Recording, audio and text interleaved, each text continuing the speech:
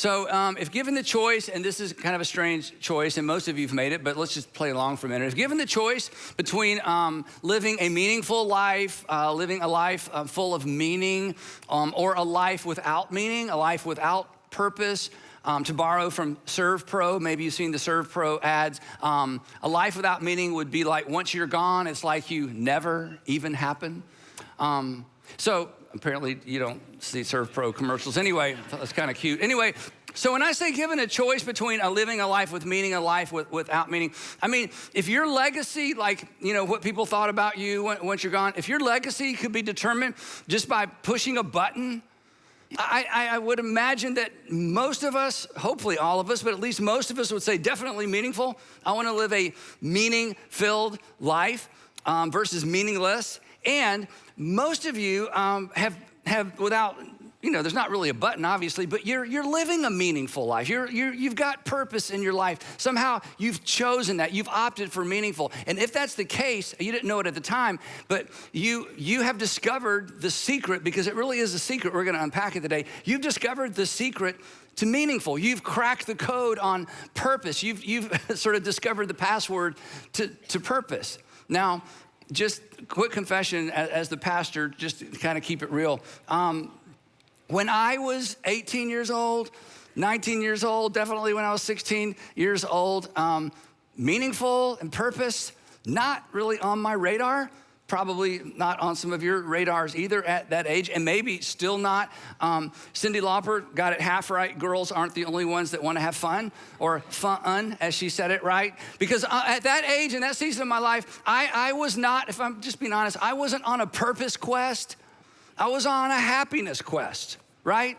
I was on a purpose quest. I just wanted to be happy, just wanted to chase happiness. And maybe that's you today, and I understand that to some degree, we all want to be happy. To some degree, we're all kind of pursuing being happy. We're certainly not pursuing being unhappy. Now, you have some friends or maybe some family members or extended family members, and you watch their life and you're like, I think your goal is to be unhappy because every decision you make makes you more and more unhappy. But they don't know that. Nobody's intentionally on an unhappy quest. But at different seasons of our life, and again, this may be you right now, and I'm so glad you're watching or you're in one of the rooms with us, it's easy to slip into this. But here's what we all discover eventually. And the sooner the better. And eventually it dawned on me, like it dawns on everybody eventually, that actually these two, purpose and happiness, are inseparable. That one leads to the other, but not the other to the one.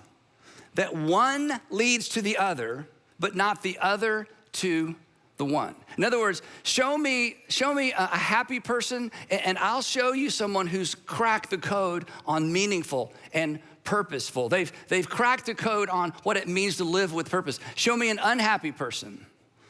And this is a person, and maybe this is you right now. Show me an unhappy person, regardless of what they have or don't have. They basically are bouncing from experience to experience to experience, to person to person to person, to relationship to relationship to relationship, maybe even marriage to marriage to marriage, only to discover that John Mellencamp was correct as well, that, oh yeah, life does go on long after the thrill of living is gone. And the person who finds himself simply chasing happiness, what they're really chasing, and again, we've all been there, I'm not judging. We were basically chasing the thrill. But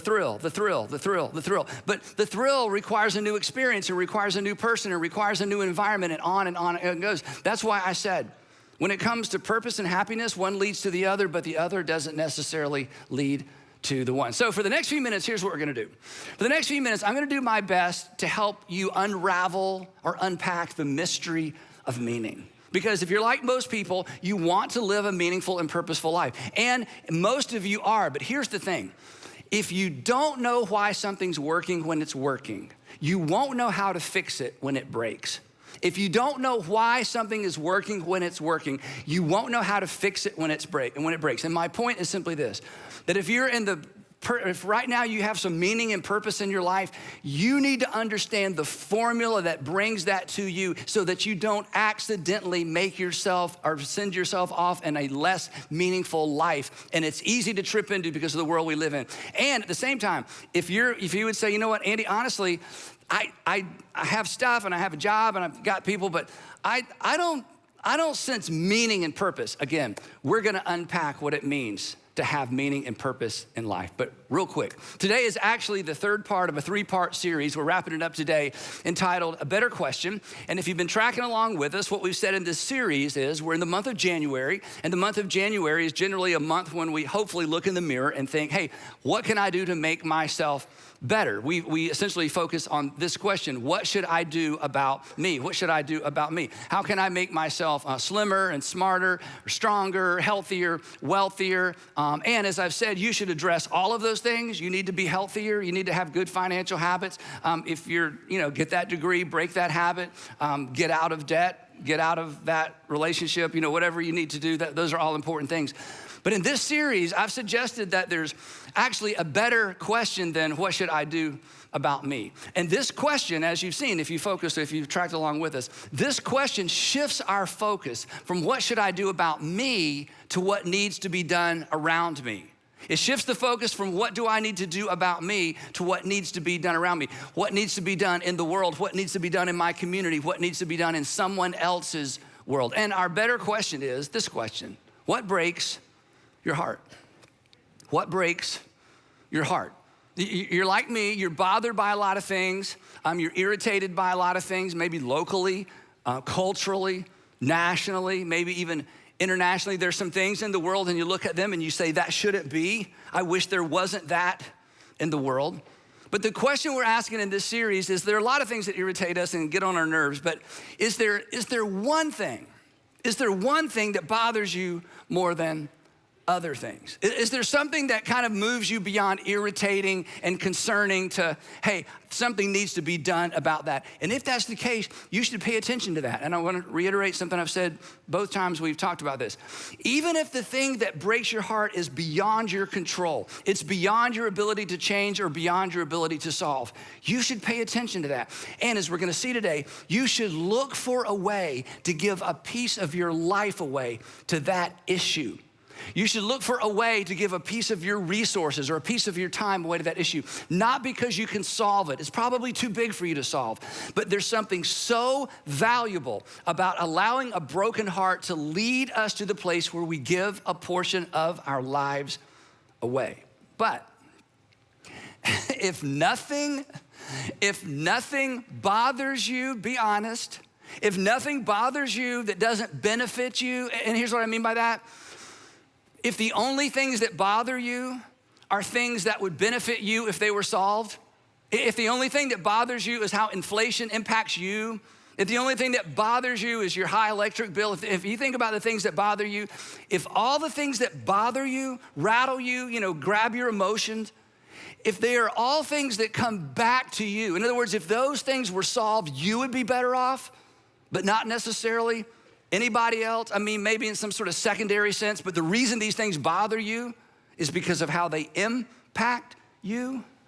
If nothing bothers you that doesn't benefit you, that should bother you. And here's why. Because you're in a danger zone and you probably don't know it.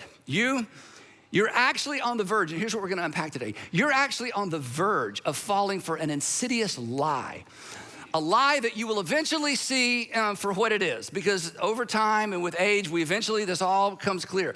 But if you don't see it in time, and if you don't catch this in time, you have the potential to waste your most valuable asset, something that's running out even as I talk. You have the potential of wasting a large portion of your life. Because this lie that we're gonna talk about, and Jesus is gonna go right at it in just a minute, this lie that we're talking about has the potential to reduce you. But here's the reason you should take this seriously and should pay attention, whether you're a religious person or not, a Christian person or not. This goes outside the bounds of all of this. This is just kind of a life thing. This lie has the potential to cheat you out of your brief opportunity to live a meaning-filled life. It has the potential to cheat you out of your brief opportunity to live a meaning-filled, purpose-filled life. So this is so important. Jesus thought it was. Here's what happened. Luke brings this narrative to us. And if you are new to the Bible study or new to Christianity or just examining it, here's something to know. Luke was a first century doctor who sort of became a historian, super smart guy, who was a Jesus follower and decided that somebody needed to put together an orderly account of the life and teaching of Jesus. So he interviewed everybody he could find who had anything to do with Jesus. He wasn't one of Jesus' disciples. And he interviewed them. He knew Peter, and he knew John, he knew James, the brother of Jesus. And he puts together this orderly account. And in that orderly account, we find this very unique interchange between Jesus and a crowd. But I want you to pay close attention to the opening statement of this story, because this is not how you picture Jesus. Ready? Here's what Luke says happened. A crowd of many thousands had gathered so that they were trampling on one another. That's not what you picture, is it? When we picture Jesus, he's kind of isolated. He's got a long white robe. He's got this, peaceful look on his face, piercing blue eyes. He's walking along with a couple of people, with some people following. He does a little healing there and a little healing. Not the picture. Everywhere Jesus went, read it for yourself in the Gospels, crowds upon crowds, and the crowds were crazy. They were trampling one another. Why? Trying to get to Jesus. Imagine strangers constantly touching you. Imagine everywhere you went, there are strangers who they just want a piece of you. They just want to touch you. Welcome to the daily life of Jesus. So here's all these crowds. They're trampling. They're looking to be healed. They're bringing their sick. They want a miracle. They want to be close. They want to see him. And he can't move any faster than the crowd because, again, everybody's walking. And then in the midst of this chaos, Luke tells us that someone in the crowd, we never get the person's name, and I don't even know that Jesus was able to make eye contact with this person. There were so many people. Someone in the crowd shouts out, "Teacher," just out of the blue, "tell my brother to divide the inheritance with me." I mean, I was like, what? I mean, why are we talking about that? Because, this guy couldn't get this resolved, and hey, maybe this guy can help. "Teacher, tell my brother to divide the inheritance with me." A reasonable request, but this was not Jesus' agenda. And Jesus paused, stopped, and yelled back and replied to the man, "Hey, who appointed me a judge or an arbiter between the two of you?" In other words, hey, who said I'm the mediator? I'm not gonna get involved in your family issue. I mean, why are you choosing me? And then Jesus does what Jesus does. Jesus sees an opening, an opportunity, a teachable moment. And he takes hold of something woven into this question, and he turns the corner and changes the subject to address something he wanted to talk about that fit his agenda. So apparently he stops, has everybody sit down, and he begins to teach. Remember what started this. Jesus, "Rabbi, tell my brother to be fair. Tell my brother to make sure I get what's coming to me. Tell my brother to make sure he splits things up the way Dad intended." We don't know if their father had even passed away or not. We don't know what's going on. We don't know what the details are. Jesus quiets the crowd and sits them down. And here's what he said. This is so great. Then he said to them, "Watch out. Be on your guard against all kinds of greed." Of course, the guy who asked the question is like, "Greed? Why are we talking about greed? I just want what's fair. I just want what's coming to me." Jesus smiles. "Watch out. Be on your guard against all kinds of greed." Now, I love this Greek term. The Greek term for greed is pleonexia. Pleonexia, pleonexia. I want us to say it together, and I'll tell you why in just a few minutes. Ready? Pleonexia. Okay, those of you here, you're driving somewhere and you think that's weird. You're sitting on the couch with 4 people. You're like, I'm not gonna do that. All of us together, okay, ready?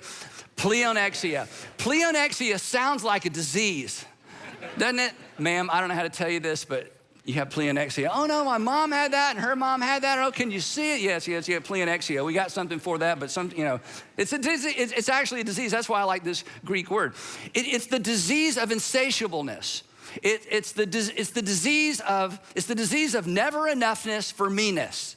Never enoughness for meanness. It's the disease of, since they have one, I should have one too. It's the disease of, mine looks older than theirs and I think I should get a new one to match theirs. It's the disease of discontentment. It's the disease of always looking around and everything that you have, it just doesn't seem to be what it used to be. And there just isn't ever enough to come your way to fill that insatiable bucket of getting whatever need that is met. It's a disease.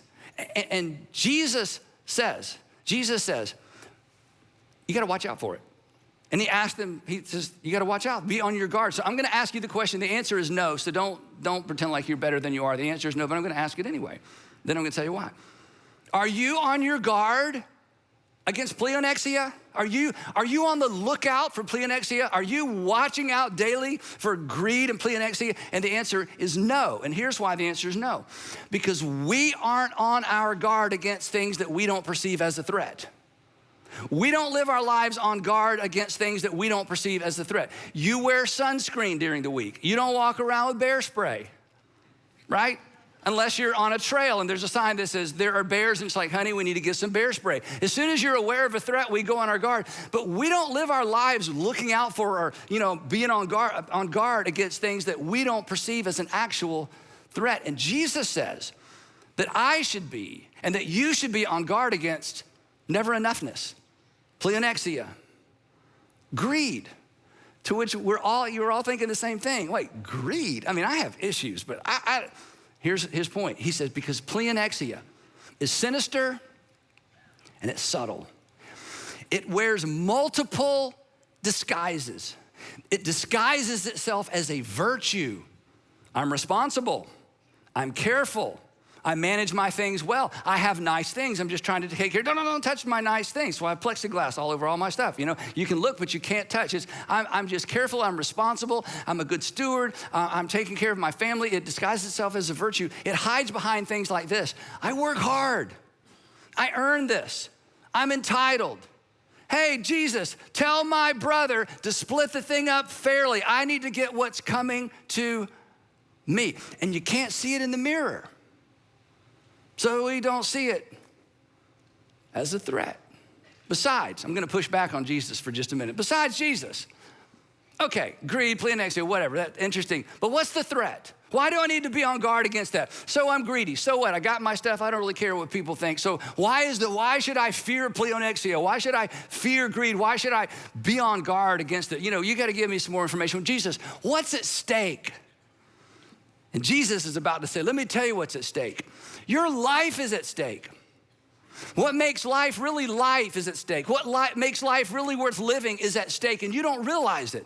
But that's what is at stake, because greed in all of its subtle forms has the potential to rob your life of meaning. Wait a minute. How in the world can greed rob my life of meaning? You ready for this? If you have to leave early, here's the bottom line. Because pleonexia or greed ensures we are always an end and never a means. If you're never a means, you'll never experience meaning. Greed, it's all coming to me for me. It's my stuff, I don't care what you think. Greed ensures we are always an end, never a means. And you can't experience meaningful until you are willing to be a means.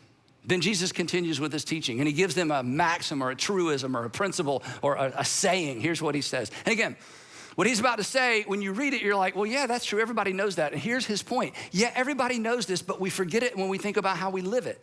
When we think about how we live. We know it. He's going, yeah, I know you know it, but are you living it?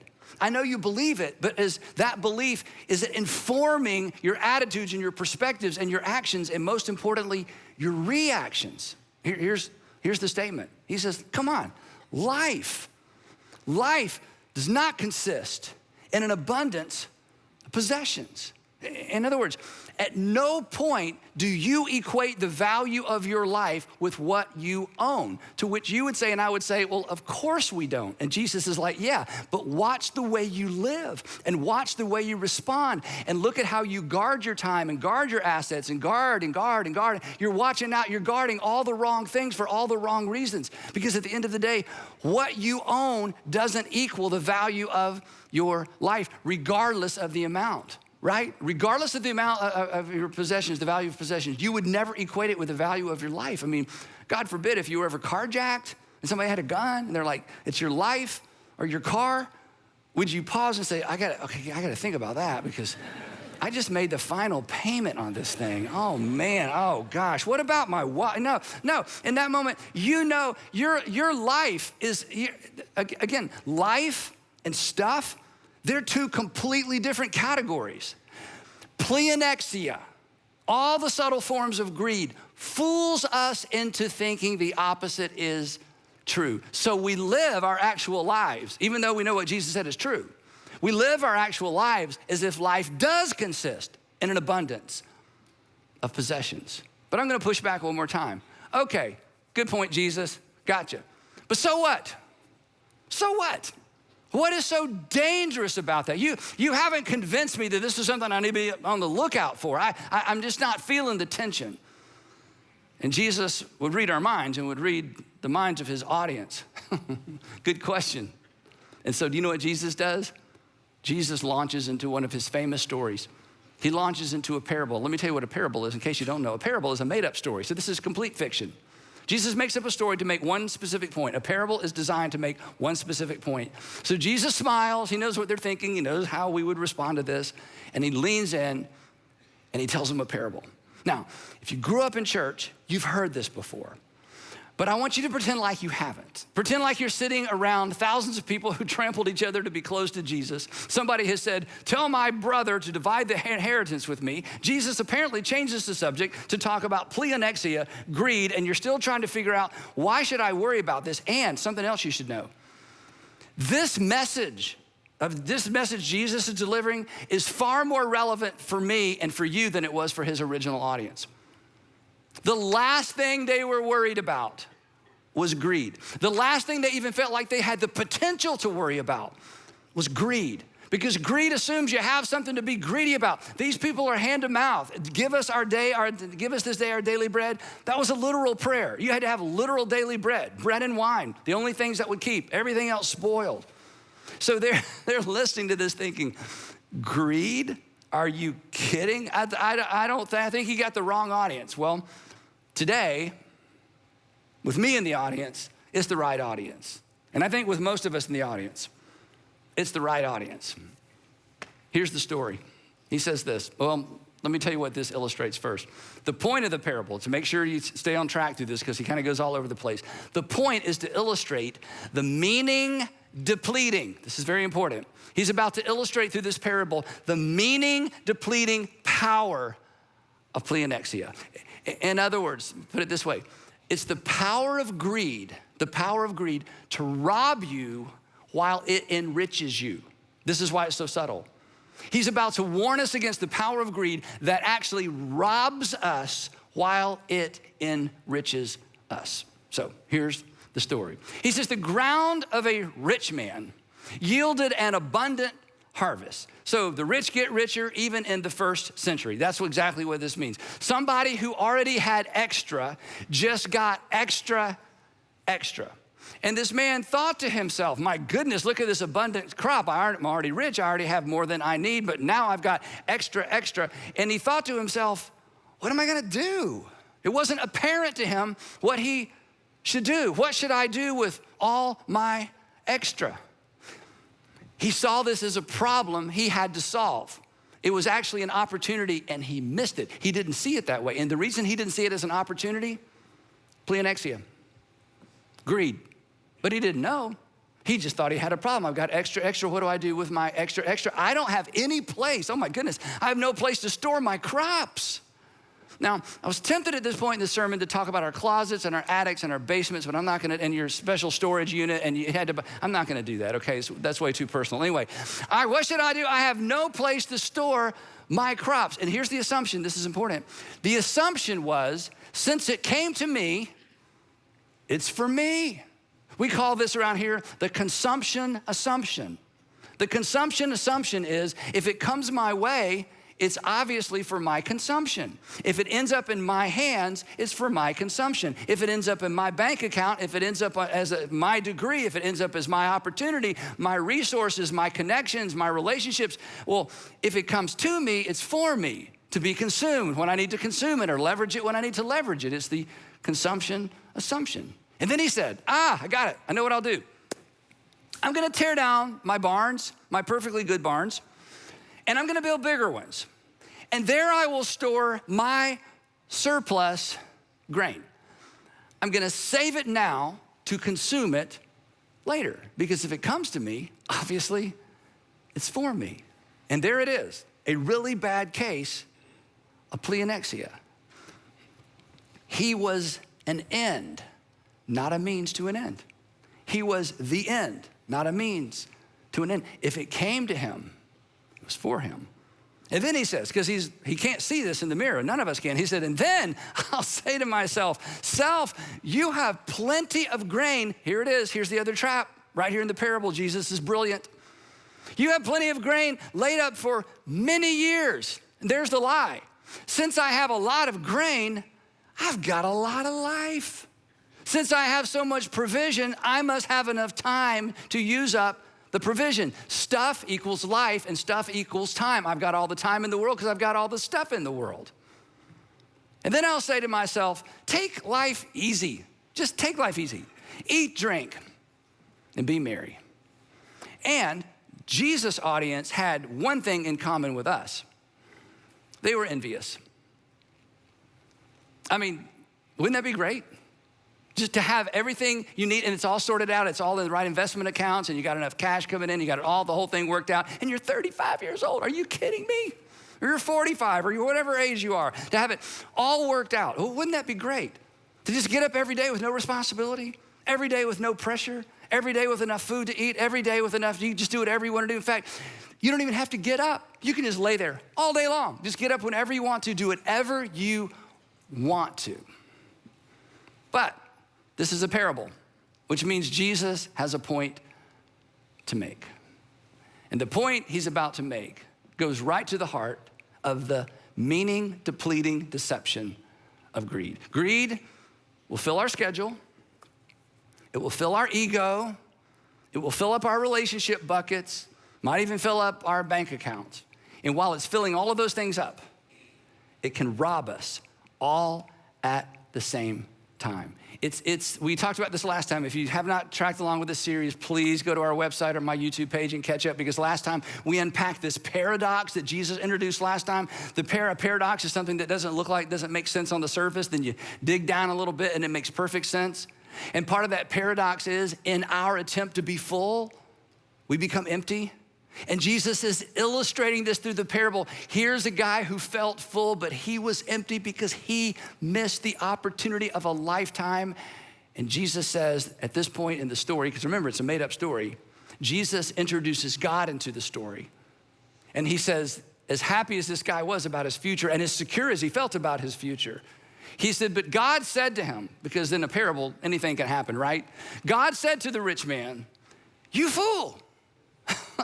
And everybody in Jesus' audience is like, fool? I would love to be that fool. What do you mean he's a fool? And I mean, how could he be a fool? He was actually wise. He was responsible. He was smart enough to be wealthy. Now he got wealthier. How can you be a fool? I mean, he was wise, not a fool. And Jesus says no. And here's why Jesus says no. And this is for you and this is for me. Because the man in the parable made the mistake of presuming on the future. You know what that means? It means, I've got so much stuff, I must have so much time.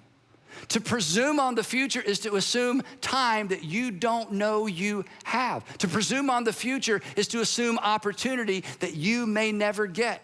It's to assume opportunities to do good things later. You know, once I'm an adult, once I get to my 30s, once I'm 40, once we get the kids out of the house, once we get everybody graduated, once we pay off our debt, once we, then I'm gonna take care of that opportunity to do something beyond myself. And Jesus says, you fool. You don't know what the future holds. You don't have any guarantees. You don't even know what this day holds. He was a fool not because of what he owned. He was a fool because he was owned by what he owned. And he wasn't on guard against the subtle realities, the subtleness of pleonexia. But God said to him, you fool, this very night, your life will be demanded from you.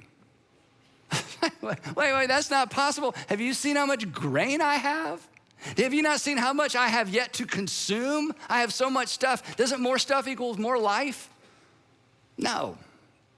Of course it doesn't. You fool. You fool. God said to him, you fool, this very night your life will be demanded from you. And then Jesus presses in with this amazing question. Then who? Then who will get what you have prepared for yourself? Then who will get what you have prepared for yourself? And it's like, oh, I know the answer to that. Someone else.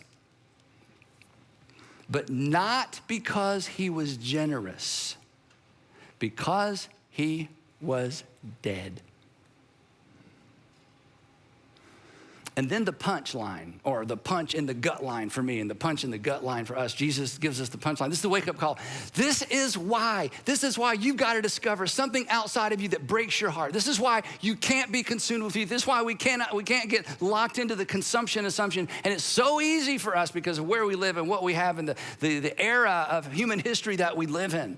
This is why you've got to find a way to devote at least a piece of yourself to something beyond you.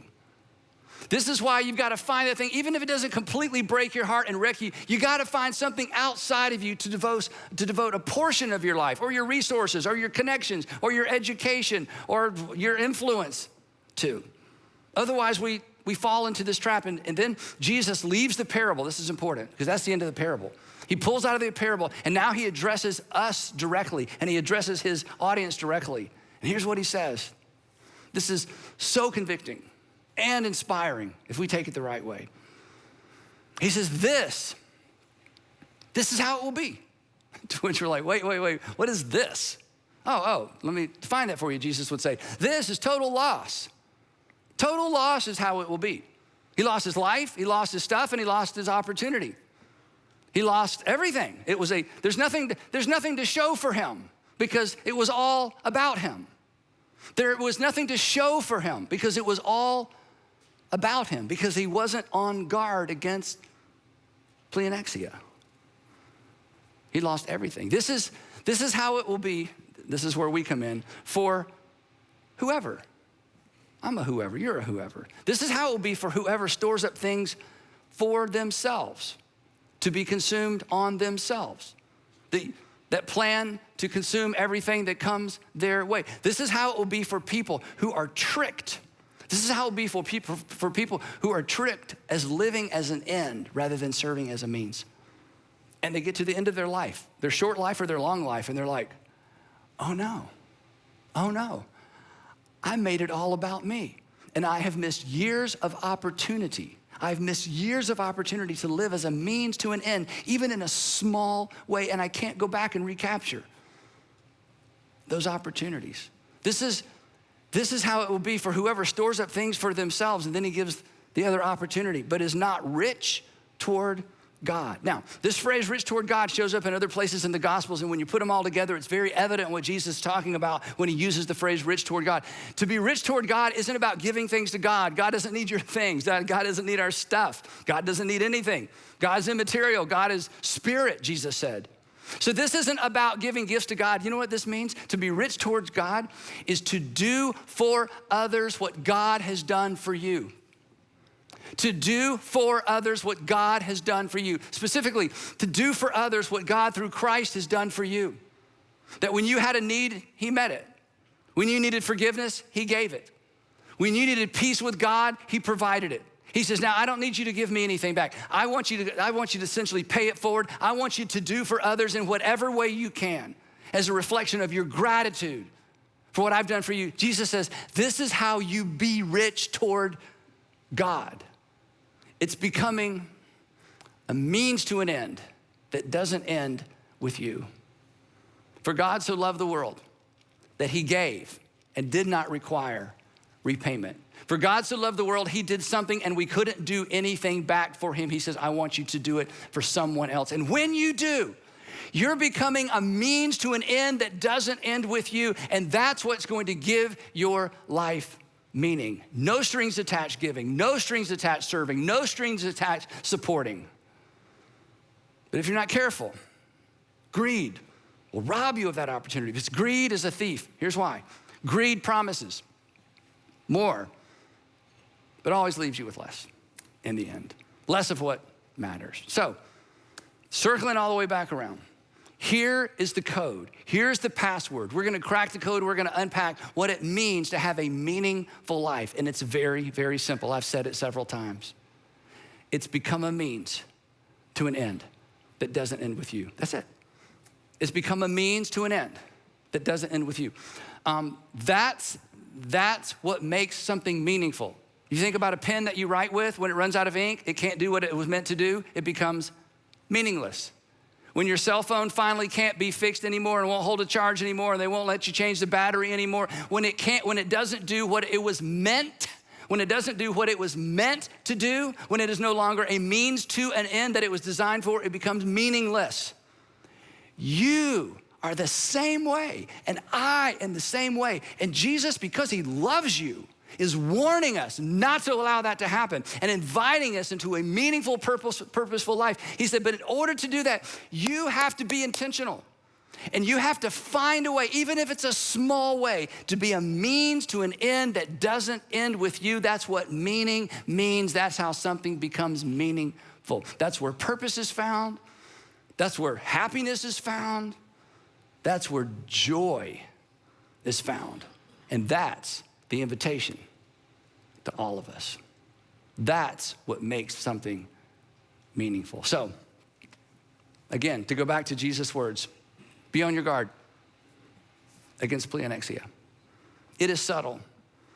It is taking root in all of our lives in some form we're not even aware of, and we don't know it because it's so difficult to find. And Jesus, through this parable and through this teaching, says, I've told you what to do. You've got to find a way to be a means to an end that doesn't end with you. Don't be greedy with your life. Don't be greedy with your time. I mean, many of us, I've said it, I'd rather write a check than have to show up at the thing, right? I don't want to just it's easier sometimes, right? My time is so valuable. Your time is so valuable. And Jesus would say to me, Andy, don't you be greedy with your time. It's an opportunity. All of your time doesn't have to be a means to an end that ends with you or even ends with your family. Don't be greedy with your time. Don't be greedy with your resources. Don't be greedy with the influence you have. Don't be greedy with the connections you've made. Don't be greedy with your education. Don't be greedy with your experience. Choose something that doesn't benefit you and commit some of you to it. And I think Jesus would say, and you better hurry, because your opportunity is slipping away. And yes, it may cost you. Resist, and you will live at least a while. And dying in your beds many years from now, would not be willing to trade all the days from this day to that to come back here and to tell your enemy, you may take my life, but you will never take my meaning. Because meaning is always found right across the border from what's in it for me. So, one last time. What breaks your heart? What breaks your heart? What needs to change? Carve off a piece of you and invest it in that. And if nothing breaks your heart, just choose something quick. Your time's running out, no matter how old you are. And look, you're 30, you're going, when I'm 40. Once the kids are out of the house, we do that whole thing, one day. You're presuming on a future you may not have, and Jesus is inviting you in right now. He says, it doesn't have to be big, but carve off a piece of your life and allow it to become a means to an end that doesn't end with you. That's how you find a meaningful life. So donate some time, donate some money, donate something. Find a way to become a means to an end that doesn't end with you.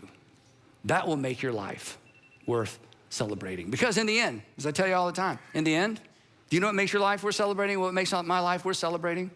In the end, the value of your life, the value of my life will be determined and celebrated by how much of it was actually given away. It's in the end that we understand the power of becoming a means to an end that doesn't point back to us. So, what breaks your heart?